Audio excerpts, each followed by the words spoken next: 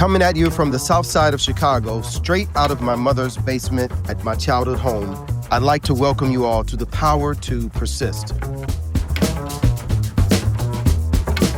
Rev, yes, welcome sir. to the Power to Persist, man. Thank you, thank you, thank you. Welcome to Woodlawn, the south side of Chicago, my childhood home, man, in the basement where I grew up. My mom's upstairs. You know, you can't leave here without saying hello. I gotta she see knows. brother. She knows that you're on the way. But speaking of Chicago, and you and I share a mentor, like someone who's like a father figure, Reverend Jesse Lewis Jackson. One of the things, you know, we talk a lot about Reverend Jackson and his legacy, but I want to know from you. I know it's been tough for me to watch him, someone who has been a hero, someone I've worked for, worked with. What is it like? What has it been like for you to see him age in this way? It's been very difficult. I first met Reverend Jackson when I was 12. Yeah. And he was about 26. Yeah. So I've seen the rise and then the epic level he reached. Yeah. And then I've seen the decline. Yeah. And like Mo, you a little younger than me, most saw him as he was already on his way. When I met him, he was just a staff member to SCLC. Yeah. And I became youth director of the chapter in Brooklyn when I was 13. I met him when I was 12. Yeah. And he was, one of the things that attracted me to him is that he was young. He's 13 years older than me, but he was younger than most of the staff. He's in mid-20s. Vibrant, big afro, wore a big king medallion, would wear dashikis. And the other SCLC crowd were more buttoned-down preachers. Yeah. And I'm 12, 13 years old, so I'm more into we're in the Black Power era.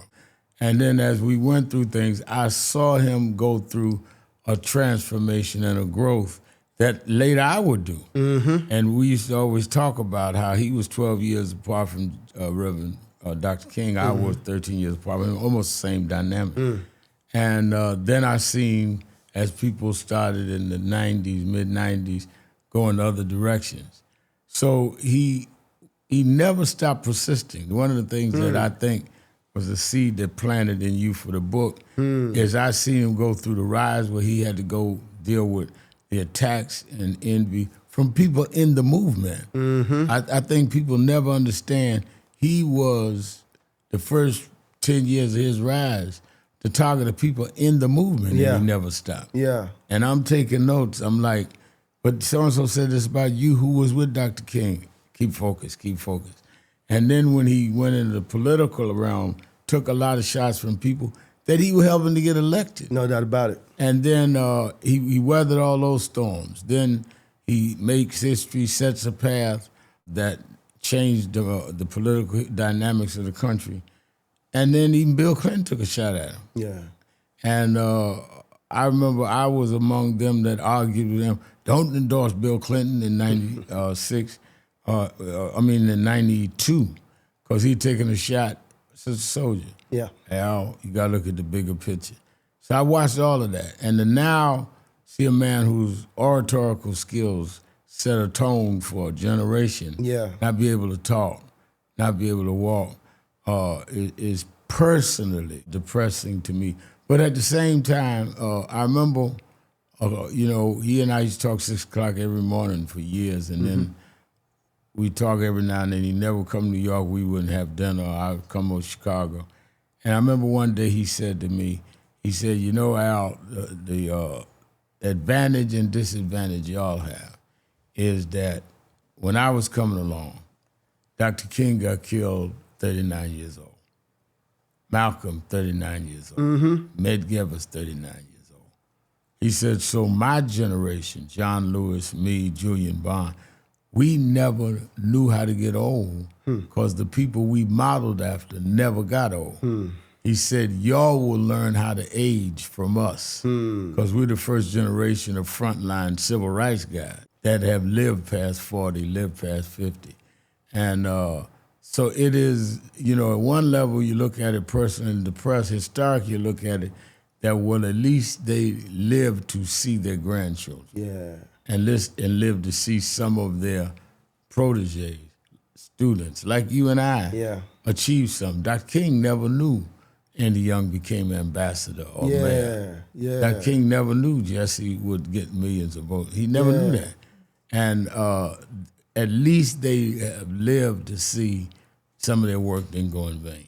So you got a lot of stories. You got a lot of memories. You've been around him since you were a young boy preacher. Like, is there a fondest memory, fondest story of Reverend Jesse Jackson that you can recall? I mean, there's probably so many, but I think that the fondest memory is that I had done something that he liked, because he's our taskmaster. No doubt about it. He had no problem calling you saying, "What was that?" No doubt about it. But I remember that I went to in 2001. I went to island of Vieques of Puerto Rico. Mm-hmm. I remember that. I joined some Latino activists sitting in on a Navy base because they were doing Navy exercises. And the exercise was causing asthma for the young Latino youngsters. Mm-hmm.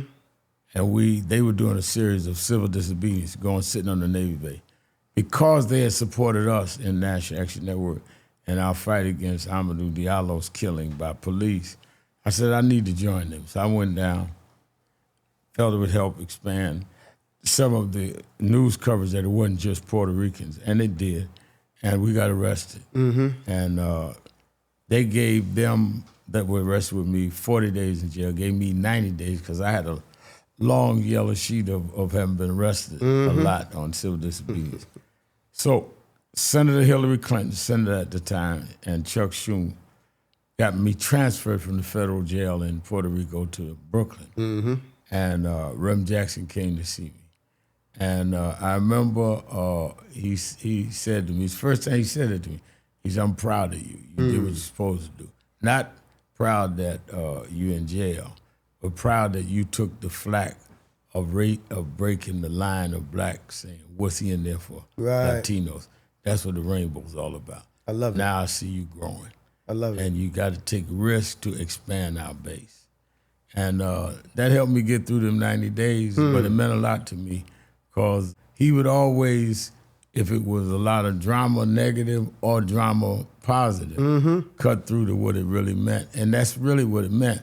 Aside from helping to close the Navy base, which we did, is that he felt then I had gotten the rainbow kind of leadership. That's 24 years ago. That's amazing. And so when you look at your journey and your life and you think about Reverend Jackson's legacy, what's the biggest lesson that you've extracted, that you've carried on from his journey? I think that several lessons. One is that a sense of self-awareness. I remember there was a big, well-known black nationalist leader in New York. He used to attack Jesse. And got along with me because I was more, in his opinion, vocal and dramatic, but didn't like Jesse, and they would publicly attack him. And one day we were having breakfast at Sylvia's. He said, man, I just don't like all that I am somebody stuff. And I said, well, you understand, you grew up in a two-parent home, went to good schools. I grew up in a single-parent home, dropped out of college. I needed somebody to tell me I was somebody. And he stopped. And I think that one lesson I learned from him, he's born out of wedlock, we'll talk about it, born in poverty, that you are not defined where you started. Yeah. You're defined by where you're going. I learned that from him. Second I learned from him is that you've got to be as firm in where you're going as those that oppose you and keep your eye on the prize and keep moving. Persistence, what you talk about. Yeah. It didn't matter. I mean, I've seen him attacked on the editorial page of the New York Times, and we talked 6 in the morning like it didn't happen. Yeah. Just kept going. I learned that from him. Yeah. And I learned one thing that I tell myself often. When I would get into controversies, he called me, Al. I said, yeah. He said, remember, I'll tell you, leadership is like playing football. When you come on the field, half the stadium's cheering you, the other half is jeering you. Your job is to get the ball across the goal line. Right. Keep your eye on the goal line. And that's what I've governed myself by. Man, there's so many Jesse Jackson idioms. When you mention leadership, he used to tell me, "Oh boy, it's hard to lead from behind." And those little pearls, man, that he would just drop like out of nowhere. And the fact that he's telling you something that you and I've seen him do. No doubt about it. I mean, I don't think the public will ever know, and maybe shouldn't in some instances know, how much backstabbing and infighting he had to.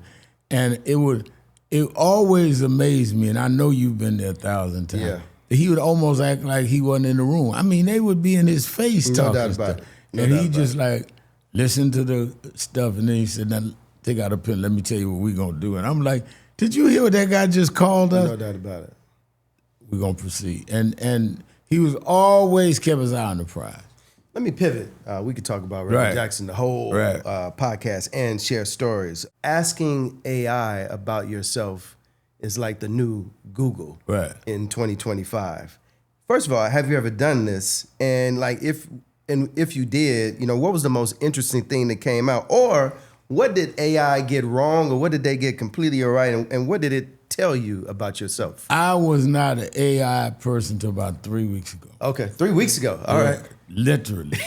And somebody said to me on staff in the office that, on AI they say boom, boom, boom. Yeah. And I said, I keep hearing about AI. What do you mean they say boom? Because I thought AI was just handling with space stuff and all that. I said, no, you go on AI and you can plug in your name and it'll tell you how the data, the accumulated data says about you. Or you can ask him a question, the accumulated data says. And I said, really? And I started doing it, and I almost became a junkie. Cause I'm like, every day hitting 3 or 4 questions. And half of it is to see what the outer world sees, right or wrong. Yeah. And the other half is I want to see if I could trip AI up. But every question I ask, they have an answer. Yeah. And I think the thing that surprised me is the detail they would know. Yeah. That, Al Sharpton is so-and-so because of so-and-so and he did so-and-so. And I'm like, stuff that you don't ordinarily think is out in the public is what surprised me. I think it is useful and dangerous. You can't program it. Yep. But I think that the temptation of being lazy and let everything go by AI, like I know some preachers that'll give a scripture and a text and let AI write the sermon. Start doing far. sermons of AI. That's too far. I think that you can't lose your creativity. So I support and I use it for facts, but not for your creative work. Yeah, that's fascinating. You've been called, Rev, the godfather of civil rights, the godfather of the civil rights movement. But you literally were mentored, not just by Reverend Jackson, but you've been mentored by the godfather of soul, James Brown. What was it like to have James Brown as a mentor? It was very, very special and challenging. What happened was in 1973, I had started National Youth Movement. In 71, Reverend Jackson left Operation Breadbasket under some controversy and formed Push. There was no Push in New York. And I said, I'm not staying in Breadbasket. Reverend Jackson leaving, I didn't think y'all treated him right. So I formed National Youth Movement in 71, same year. Got it. 73, a kid came and joined National Youth Movement named Teddy. We didn't know him, he'd come from down south. About 6 months later, Hank Spann, who was the biggest disc jockey in New York at that time, and Bob Law, who was his community affairs guy, called me and said, Reverend, I said, yeah. He said, you had a kid join your group a few months ago named Teddy? I said, yeah. He said, yeah, we just got word that he got killed in a car accident near Albany, New York. I said, really? He said, yeah. And his father wants to do something in memory of him. And we told him he ought to do it with there's a young preacher. I was 17 at that time. He says, young preacher Teddy joined. You ought to do it with him. And I said, oh, okay, what kind of service he want to do? He said, no, he wants to do a concert. I said, concert? He said, yeah. You didn't know who Teddy's father was? I said, no. He said it was James Brown. I did not know Teddy was James Brown's son. Wow. So James Brown came to Brooklyn and did 2 shows for us, sold out. Wow. Miles Davis was there. And James Brown, I never forget when he was walking off the stage, he said to me, you got a lot of ambition just like Teddy and y'all the same age. I'm going to do something with you. So he did another thing with me. Then he took me and put me on Soul Train, gave him an award. And in many ways, over the years, I felt that I became a replacement for Teddy, his ambitious son. He had other sons and daughters, but Teddy was like his older son. And he became the father that I didn't have. And he and I had a father-son relationship that was very, very, very strict.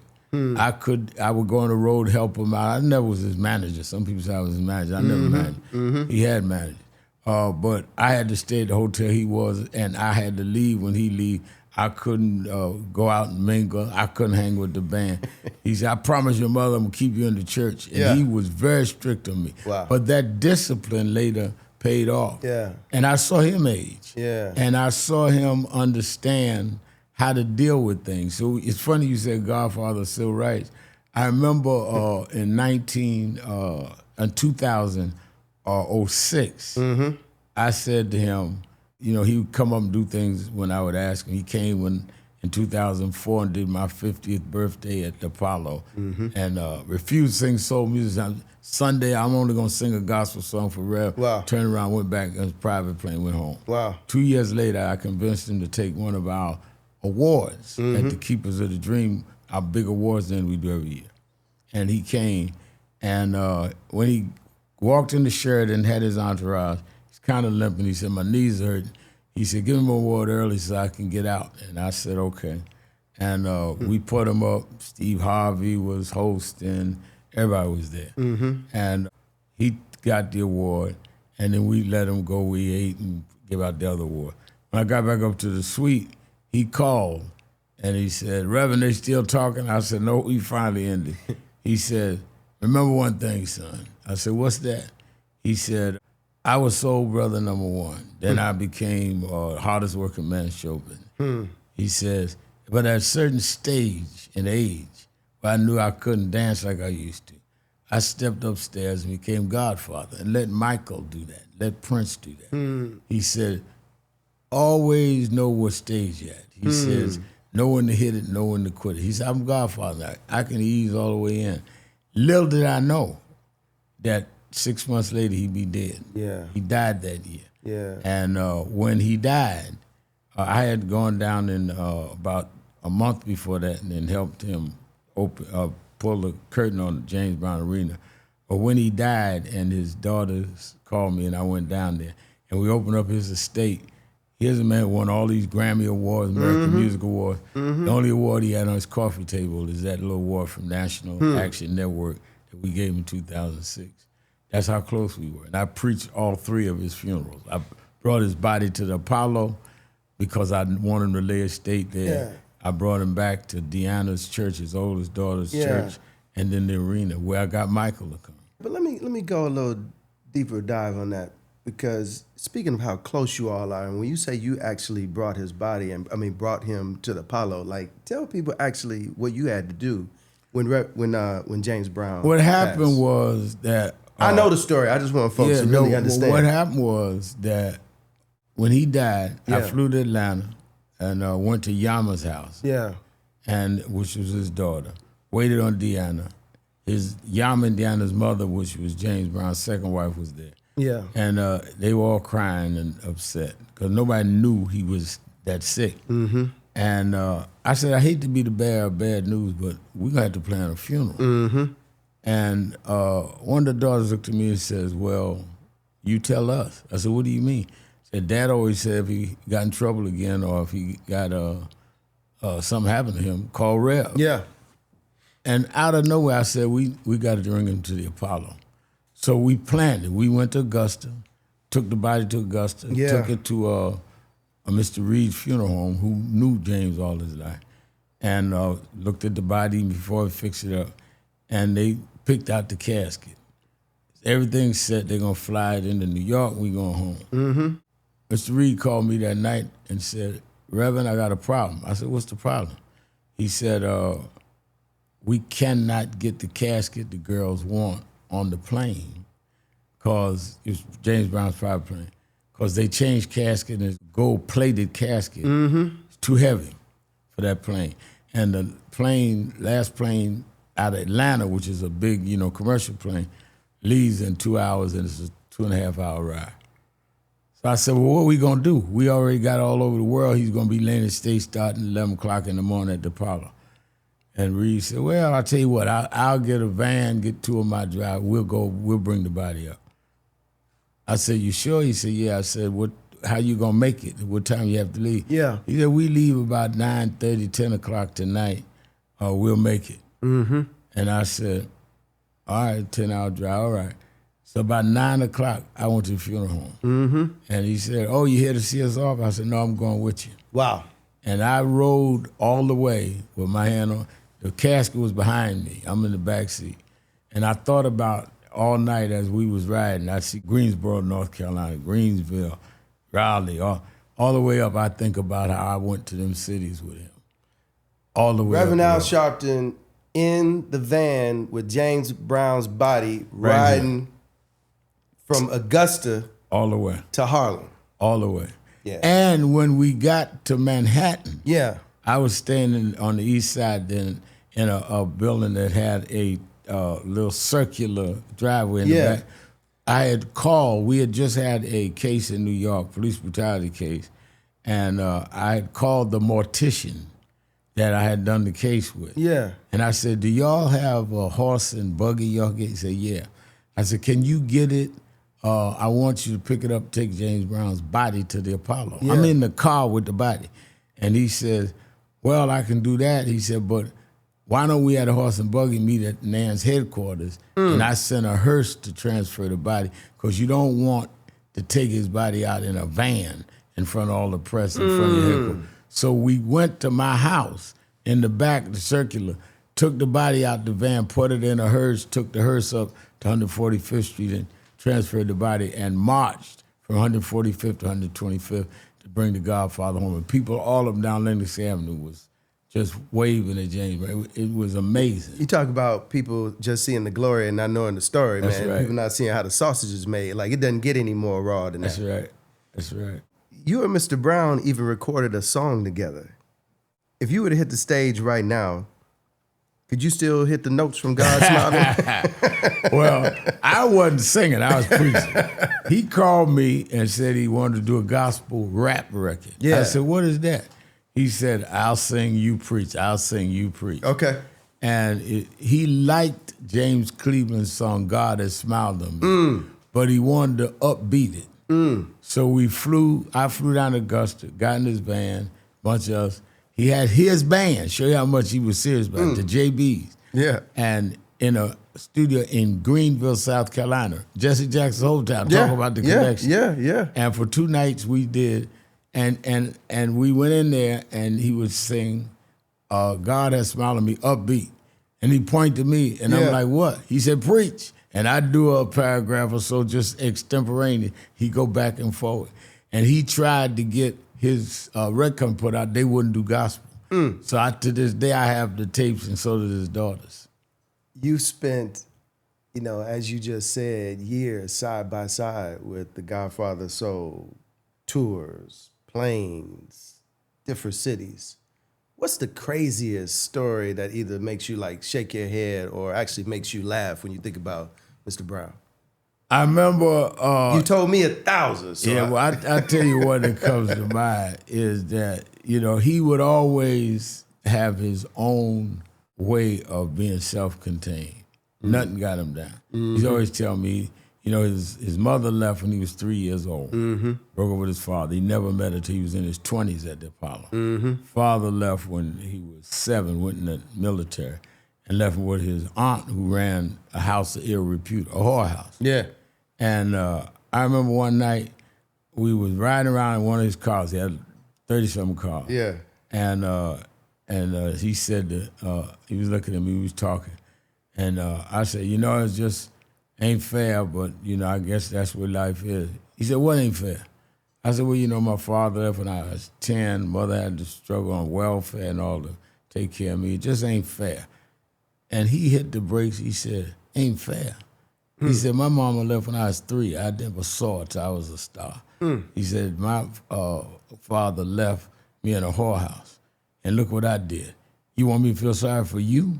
He said, quit feeling sorry for yourself. Life ain't about where you start, it's where you're going.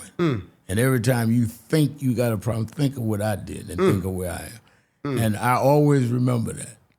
And I've seen him go where we sell our stadiums. I've seen him where it was hardly nobody there. He did the same show.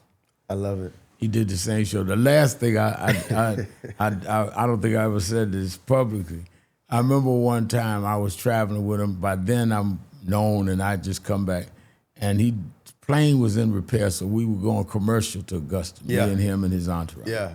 And we changing planes in Atlanta airport. Yeah. And we running through the airport, and a guy stopped. Several people asked, James Brown, that's Al Sharpton. And a guy stopped and said, could I get your autograph? This is before selfie. Yeah. And Brown stopped, signed his autograph. And he said, Reverend Sharpton, you sign? I said, we running for the plane, bro. James Brown said, sign the man's autograph. I'm still like his son. And I, like reprimand, I signed it. All the way from Atlanta to Augusta, he reprimanded me. You fought to be known, and you're known, and now you're mad at folk because they know you. Don't ever turn down an autograph. What do you want to be famous for if you ain't got time for the people to look up to you? Wow. I can't believe you did that. I mean, I had the plane wouldn't land. It's like a 20, 30-minute thing. It felt like 3 hours. I said, God, please let this plane land. But he was that father that I didn't have. I love it. Likewise, you spend a lot of time with Michael Jackson, who is affectionately known as the King of Pop. Number one, how did your relationship with Michael Jackson start? I mean, you even preached his eulogy and his burial. Yeah, you were there. I was there with you. And I got to know Michael. I first met Michael in Chicago at Black Expo. Wow. When they were kids. Right here in Chicago. And right here in Chicago. And then down through the years, I'd be at events, he'd be at events. And he would always want to talk to me about James Brown. Tell me when Mr. Brown did this, because James Brown was one of his idols. And we were always all right. Then when people would say he wasn't black enough, he would come and talk to me. But where we really got close was in 84. We were friends. 84, he decided that he would go out and reunite with his brothers and do the Victory Tour. Got it. And at the time, my youth group was jumping on concert promoters, saying, why ain't black concert promoters getting the top acts? Because we couldn't get dates with Whitney Houston and Lionel Richie and all that, black promoters. And the Jacksons were going to be the biggest. So we took a shot in the media at the Jacksons tour. The Jacksons' parents, Catherine and Joseph, and Don King had become part, and they were trying to squeeze them out the tour. Interesting. So they set up a meeting, and I went to meet with the Jacksons, their lawyers, accountants, and all this, really to try to salvage Catherine and Joe and Don King in and see if we get some of the dates on this 30-some-odd tour. And I'll never forget, Michael was laying on the floor playing with a balloon. The brothers sitting around, all their lawyers and all. And we were arguing back and forth, and they were saying, this black promoter bounced a check on us, and this black promoter, this. They had all kind of reasons, and some grievances were true. Finally, Michael said, I know what we'll do. And everybody stopped and looked.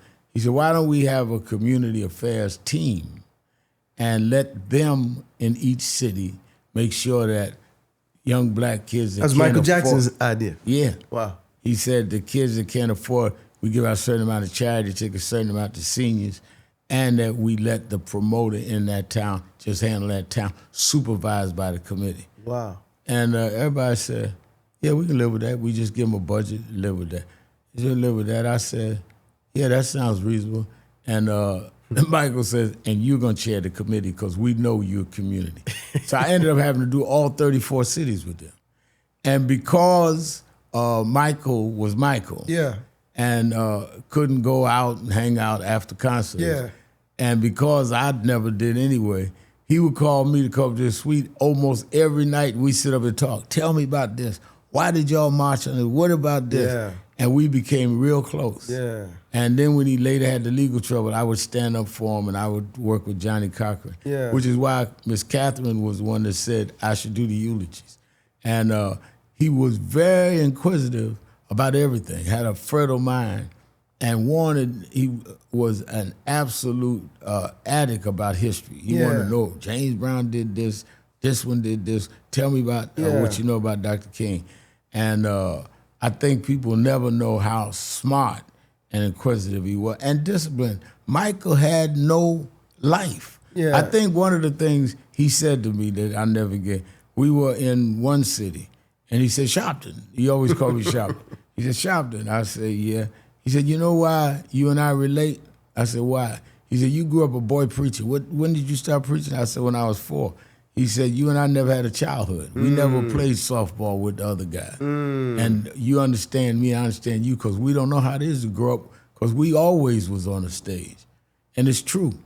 And Michael, he bared that well, but he always had that internal, what did I miss? Because adolescents are always different from us, because everybody we were dealing with were coming either, in my case, hear me preach or see him perform, and you never was one of the boys. Yeah, I think what's amazing about this conversation, and I'm hoping that the folks listening, learning new things, like everyone sees Al Sharpton today, MSNBC, leading movements, leading organizations, meeting with presidents, but people don't know all the details. They just think, he just ended up doing the eulogy of Michael Jackson, or he just ended up doing this. No, there's a story, and there's a lot of history that you have with these folks. Well, an example in what you're saying is that people tell me to this day, I remember you did Michael's funeral because it was huge, live all over the world, and I was glad that you said to his kids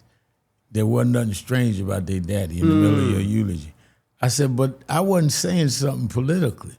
I was saying something because I spent nights talking to their dad. Right, it was personal. Right. And what happened was, when we were at the house in Encino, and they were planning the funeral, and people saying, now don't get too out there because Miss Jackson's devout Jehovah's Witness. They ain't into that. Yeah. So I'm watching the family while I'm speaking to make sure I'm not offending them. Yeah. And I looked down and saw Michael's kids, and I thought about my 2 daughters. And I thought about this, my friend, and what would I want somebody to say to my kids about me? Because they had all them Wacko Jacko is dead and they had all that out. And that's what I was talking. I was talking as a friend to my friend's children. They don't listen to these Wacko Jacko obituaries. Wasn't nothing strange about your daddy. It was something strange what he had to go through. And that ended up being the thing of the funeral. Everybody stood up in the stadium. But my thing was not to make a political point about the record business in Hollywood, which I did. I wanted my friends' kids to know all that mess didn't matter. He was dealing with a lot of mess. In my book, The Power to Persist, I talk about work ethic as one of the 8 habits to build resilience. Am I right in that one of the common threads between these two, James Brown and Michael Jackson, was their work ethic? James Brown was called the hardest working man in show business. Yeah. That wasn't just something they put on him. Yeah. James Brown would go and do a 3-hour show. Yeah. And then tell the band, let's head to the studio, and still the rest of the night cutting records. Michael would do the same thing. I've never seen either of them go on vacation. Yeah. They had a work ethic, which is why people couldn't work for them long, because they had no life. They were totally obsessed with what they were doing. So a work ethic. I used to say to Mr. Brown, I said, Mr. Brown, we went to Ireland off Jamaica. Yeah. He was going to do a record, and he wanted us to come with him. And we got there, and I think it was called Compass Point. And they gave him this huge villa to stay in, and then we had a house to the villa that we stayed in. And I said, So you go in the studio and then we're gonna relax. Relax. He said, what's that? He said, and he would find a way to stay in the studio and then go back and we'd be on the phone running his business. The work ethic is just the way of life. It wasn't punishment for them. It was life for them. Yeah. And I think that you cannot, that's one of the reasons I think your book is so critical. You cannot become anything lazy. And your work ethic determines not only how much you put in, but the kind of person you are. Yeah. It's not, I have to go to work, you are the work. Yeah, yeah. And when do you stop being you? You know, in light of that, you know, we just talked about James Brown, right, Michael Jackson. I cannot help but ask, like, so when you think about or look at some contemporary artists, I won't call any names, today, and then you compare them to these folks that you've been around, is anybody that you like blown away by? No, it'd be an insult. I mean, most of the artists I know, I mean, there may be some out there, far more known for their leisure activity than their work ethic. Wow. Far more known for how they kick it than the doors they kick in. Wow. And I think which is why they don't last. You got to ask yourself, we're in 2025. Yeah. Michael died, what, 2009? Yeah. James Brown died 2006. Yeah. James Brown cut his first record in 55. Yeah. And you talking about almost a century later, and they still relevant, and you got artists now that don't last 2 years. Right. You got to ask yourself, what happened? Right. Why? Right. Every once in a while you get artists that'll last 10, 20 years. They last decades. Yeah. My grandson know about James Brown. He's 6 years old. Yeah, yeah. And my mother. Yeah. And my grandmother. Yeah. So to span 5 or 6 generations is a different kind of not only talent, but sincerity and commitment in it. Amen. Let me go in another direction. You and I have been through a lot together. I've worked with you on marches. We've worked on programmatic and strategic efforts for National Action Network. What do you remember most about our early years and the lessons that we've been able to carry forward? I remember in 2000, you were executive director of SCLC. Yeah. And our National Action Network had just started really going national. We had just done the Diallo case and other cases in New York. And Martin Luther King III, who was the president, you were his executive director, started as his intern. Yep. And we called a march in Washington. Yes, sir. In 2000. Yes, sir. And people said, ain't nobody coming to that. And this was really the test of leadership, national leadership for Martin and I. Mm-hmm. And you had to help work the logistics and the mechanisms and all that. Because it was going to commemorate the March on Washington, but we wanted to put racial profiling up as the issue. That's right. And you put that march together, and we ended up with over 100,000 people against the wishes of the black elite at that time. Yeah. And I remember that. It was a Clinton White House. It was a Clinton White. In fact, some of the blacks close to Clinton was telling them to ignore it. And it got building up such momentum. He left for Africa the day before. He was supposed to leave the day after the march. Yeah. He left so he wouldn't have to deal with our march. And we went and met with Janet Reno in the White House. They had to meet. And we were able to make racial profiling an issue and got some racial profiling law. And I remember that was special because that's where you and I got to know each other. Yeah. And I'll never forget one of the great moments of my life is that you had worked out the program with some of the people with NAN, you represent the SCLC, and we had Mrs. King to speak. Yeah. And Mrs. King got up to speak and said, I'm not going to speak, I'm going to introduce my son and Reverend Sharpton. And she introduced us. Yeah. It was like a passing of the baton. Absolutely. And Martin spoke and I spoke, and she refused to give us, and she sat there the whole time. Yeah. And that was special. What's a moment when you personally wondered if the fight was worth it, and what pulled you back in? Years ago, yeah, I was leading a march in Bensonhurst. 2 points I'm going to give you. Bensonhurst is a section of Brooklyn that blacks were told you better not go. and a black kid got off the wrong stop in Bensonhurst, got killed. And I started leading marches out there protesting, give up the killers, give up the killers. And on the 29th march, a guy ran out the crowd, stabbed me in my chest. And they rushed me to the hospital. And laying there, I didn't know how serious the wound was or not. And I had young daughters, and I'm laying there. And I asked myself, is this really worth it? And then by the time the evening was over, first night, I said, yeah, this is worth it. This is where I got to go. I got to go. Same thing is when they prosecuted me. And I thought they was going to try to set me up on some false charge. Yeah. So I done faced the threat of death, literally tasting my own blood, incarceration. And I think it's those moments. Yeah. An old lady told me something I never forgot. Says, yeah, you went through the indictments, you went through the attempted assassination.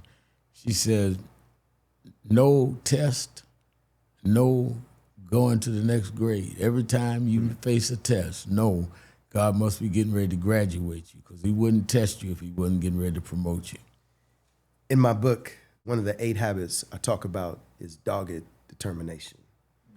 When the odds were stacked against you, whether it was Tawana Brawley, the Amadou Diallo case, or George Floyd, how did you keep showing up when the world was telling you to quit?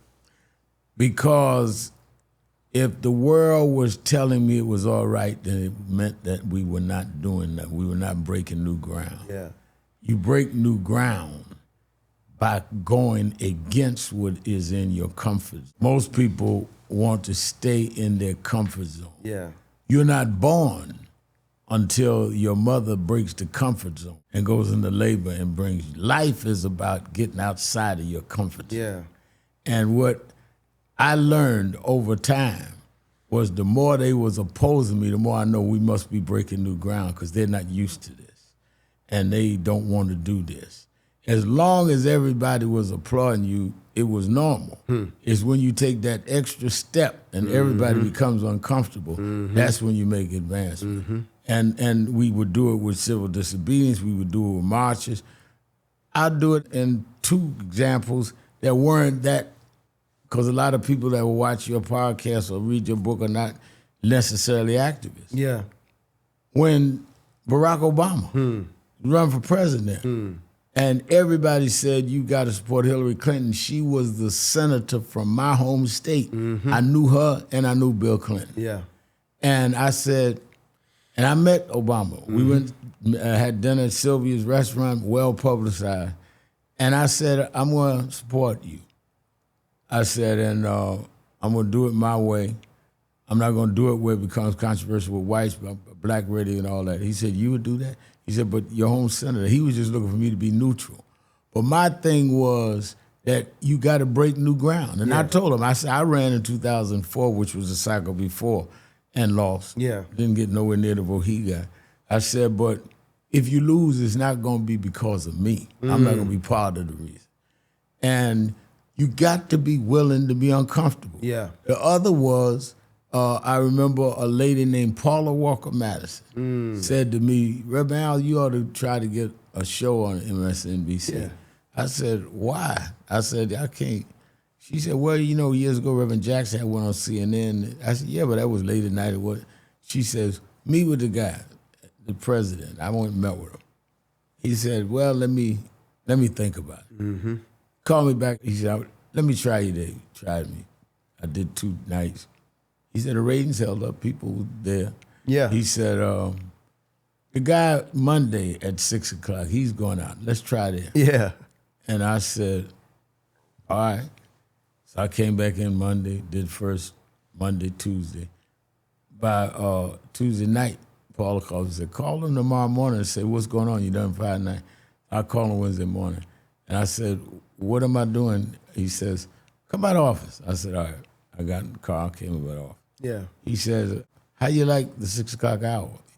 You want to do it tonight? I said, yeah. He says, you want to stay there? He said, that guy's not on vacation. I fired him. That's your show. Wow. He hired me and did the contract. Wow. While I was already on the air. We didn't even know what the money was. Wow. And right away, press, Al Sharpton can't do no show. It won't last 2 months. Right. And I've been on, as of this month, 14 years. Wow. Most shows may last 2 years if they're good.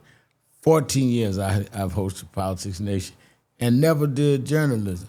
But if you go forward and do what you're supposed to do, and outside the comfort zone, how could a civil rights leader host a show and still do civil rights? Yeah. Well, just because it hasn't been done doesn't mean it can't be done. I tell people that the blessing is in the stretch. That's we right. stretch ourselves outside of our comfort I'll zone. tell you one more story. You got me going. Is that when you say the stretch, Yes. I got, because of James Brown, I got pretty close to Muhammad Ali. And I remember Ali came to New York. In fact, Ali and James Brown did Tom Snyder show me, introduced me as a young leader that people need to watch. Yeah. I remember Ali had a fight. It ended up being his last fight in Madison Square Garden. Yeah. I think the fighter opponent was Zara Foley. I could be wrong, but I remember the fight. Yeah. And he's staying at the Statler Hilton Hotel, which was across from the Garden. And I went up, and Ali said, Sharpton, we going running tomorrow. He said, you need to take some of that weight. Are you going to run with us? I said, yeah. So I went back to Brooklyn, got my gear, got on the subway at 4 in the morning. I'm going to meet him 5 o'clock. Yeah. He going to run the reservoir at Central Park, which is about 2 miles around. Yeah. So I got these heavy boots like he had. Yeah. I knew how to run. And we got to the park. His trainers are there. And he would cover himself with Abilene cream to make him sweat more. And because I'm like, what are you greasing up with? He makes me sweat, Abilene cream. All right. And he said, come on. And we start running. And his trainer was in like golf cart. Yep. And he told the trainer, 21. And we run. I'm trying to keep up. We did about 6-7 minutes, and I said, couldn't take no more. And I got in the cart with the trainer. Yeah. He kept running. Yeah. And he's halfway around, and he's breathing heavy. And then he looked at the trainer and said, clock. And I looked at it, what's he doing? He said, I got to start the clock. I said, we started back there. And they just hit the clock then. And that's when he did his 21 minutes, 20 whatever minutes. And we went on. We got finished. I said, you don't start the clock until you've already run 20 minutes? He said, that's because you got to train for when you give out, when you got to reach down and see what's left, when you're exhausted, and then you keep fighting. He said, in life, train for when it's all over and you still got something left. I never forgot that. That's a perfect segue to faith, which is the last habit in the book. And I know faith is very important to you and central in your life. How has faith fueled your resilience, especially when the cameras were off and the movement felt the heaviest? Faith biblically says that faith is the substance of things unseen. That's right. Evidence of things hoped for. I preach a lot of times that some people are good, and not the majority of people, but a good percentage of people are good with getting to hope. I hope things will be better. Reverend Jackson, keep hope alive. Obama, power of hope. But faith is a little deeper than hope. Faith, substance of things, hope for.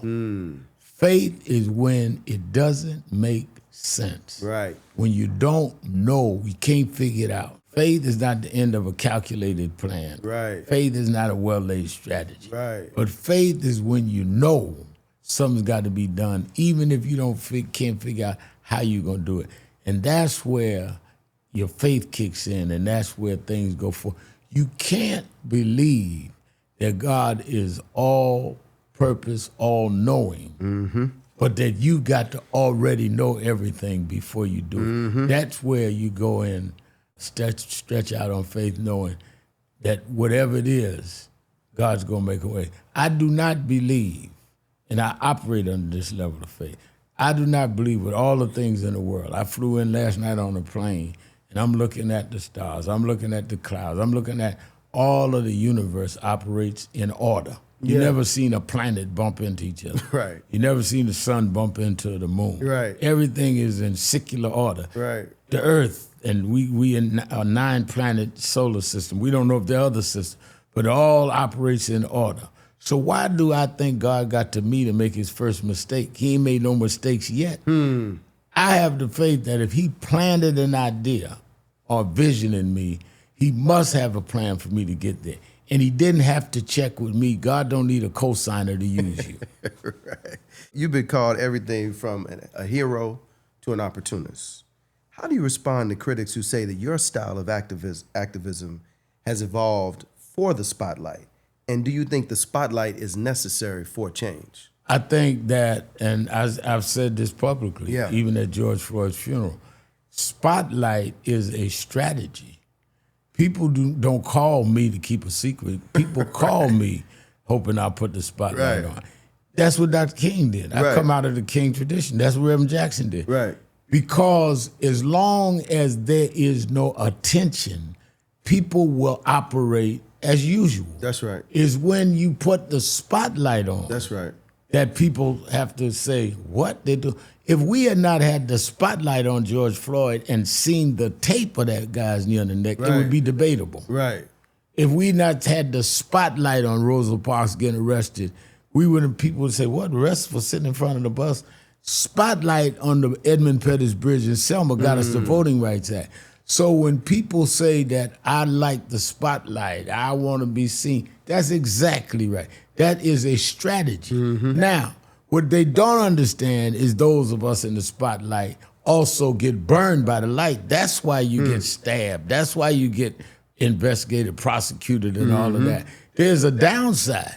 Most people can't handle the spotlight because they can't handle what comes with the light. There's a new wave of younger activists who sometimes reject the quote-unquote old guard. What do they get wrong about the battles you fought, and what do you think we need to do differently to keep the movement alive? I think that what the young activists of today don't understand, a couple of things. One is that we were young activists and we felt the same way.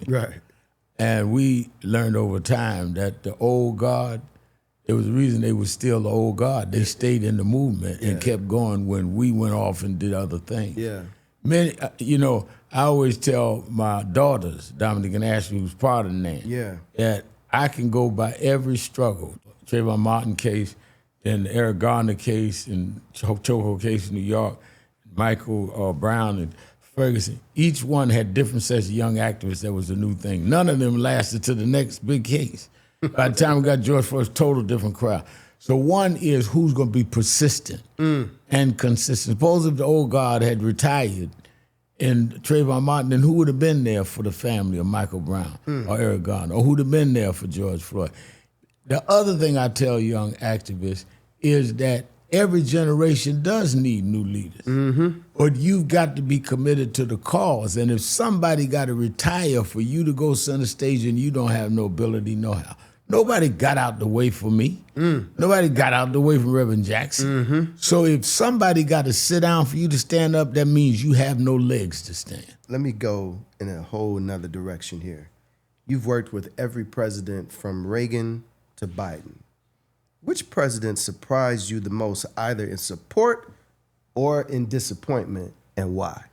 The president that surprised me most was Joe Biden. Joe Biden in private was very, very committed. When we couldn't get the George Floyd Justice and Policing Act through Congress, he did an executive order and made it federal without us asking. When we put the pressure on him, he said, I'll appoint a black woman, and he did. And then I came back, I'm going to try to get more, and say, you got to have a black on the ticket. Suppose you don't get elected. He appointed Kamala Harris. He surprised me. Barack Obama did a lot of good things. But I wasn't surprised because I knew who he was. I didn't feel Joe Biden would do all he did. And felt he didn't get credit for it. A lot of the things that he could do. The one that in ways as presidential level disappointed me, not personally, was Trump. Trump called me right after he got elected in 16 and tried to get me to come meet. I said, I'm not doing the photo op. I thought that Trump would grow, because all of us has grown. I knew him in New York. I used to march on him, Central Park 5 and all. He is not grown. He's still that transactional small person that he was as a businessman. And I saw it in Bush, who I dealt with, in Clinton, who I dealt with, in Obama, who I dealt with, in Biden. I saw them all grow in the office. Something about getting in a bigger seat is it makes you grow, or it shows how small you are. And Donald Trump is the same person. But you've known this guy for decades. You all have had a relationship at some point. Is there not a scenario where Reverend Sharpton can work with even this president to do something good on behalf of the people that you But he does not want to work with me or anybody else. He wants to play to a crowd. Okay. And he's totally transactional. Dr. King used to talk about the difference between transactional and transformative. He's not interested in transformative. He considers that stupid. What are y'all talking about? We get, just flood the zone, give them new stuff every day. And so therefore, you can't trust doing something with him because he's going to get on the toilet at night and tweet something different if his crowd is not there. Lastly, if you tomorrow decided to step away from the spotlight completely, who would you trust to carry the torch of the movement, and who would you not trust? What I would do is when I decide to step away, is I will have nothing to do with who will succeed me. I think that one thing I've learned is that you can't appoint leadership. It'll emerge. It may be some kid that's at the back of the rally that I never saw coming.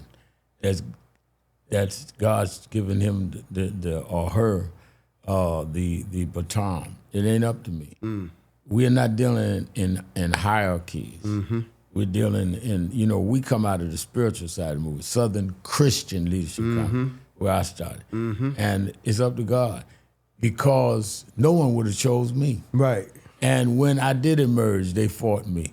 So I'll have nothing to do with it. I've told the Board of National Action Network what you're on. Yes, sir. I won't even have nothing to say on the process. That's up to them.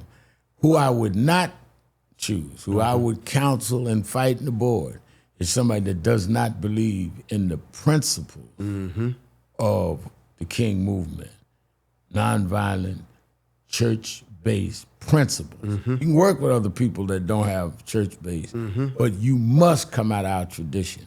And a lot of people that, because they get a little notoriety for 2 months, but that do come out of our tradition, I would fight against that.